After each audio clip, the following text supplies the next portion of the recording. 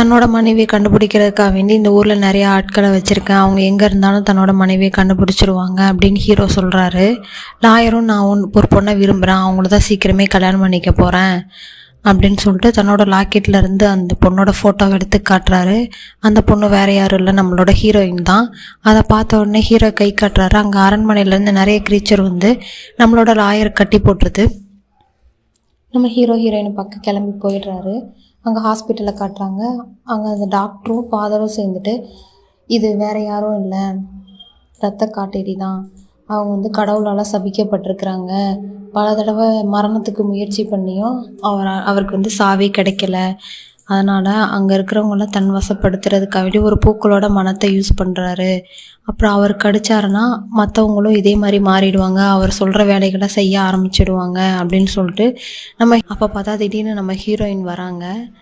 என்னன்னு பார்த்தா அங்கே வந்து இரத்த காட்டேரியால் பாதிக்கப்பட்டிருக்க பொண்ணு வந்து நம்ம ஹீரோயினோட ஃப்ரெண்டு. அப்போ வந்து நீங்கள் சேஃப்டியாக இருங்க அப்படின்னு சொல்லிட்டு நம்ம ஹீரோயினை அனுப்பி வச்சிடுறாங்க. திடீர்னு கொஞ்ச நேரத்துக்கு அப்புறம் பார்த்தா நம்ம ஹீரோயினோட ஃப்ரெண்டு வந்து, எனக்கு உடம்பு சரியாயிடுச்சு, வா நம்ம வெளியே போகலாம், நகரத்துலேருந்து என்னோடய ஃப்ரெண்டு வந்திருக்காரு உன்னை மீட் பண்ணுறதுக்காக அப்படின்னு சொல்லிட்டு கூட்டிகிட்டு போகிறாங்க நம்ம ஹீரோயினை. அப்போ பார்த்தா நம்ம ஹீரோ வந்து எல்லா ரத்தத்தையும் குடித்து இளமையாக மாறி நம்ம ஹீரோயின் முன்னாடி வந்து நிற்கிறாங்க. ஹீரோயின்கிட்ட வந்து பேசும்போது அவங்களுக்கு வந்து பழைய ஞாபகங்கள்லாம் கொஞ்சம் கொஞ்சமாக வந்துட்டு இருக்குது. அப்போ வந்து ஹீரோயினை விட்டு கிளம்புற நேரமும் வந்துடுச்சு.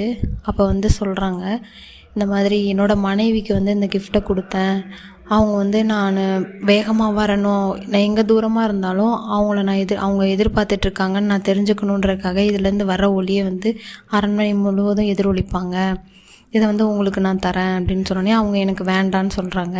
இல்லை, ஒருத்தவங்களோட கிஃப்ட்டை மறுக்கக்கூடாதுன்னு அவர் கட்டாயப்படுத்தி கொடுத்துட்டு போகிறாரு. சரி, நான் அவங்கள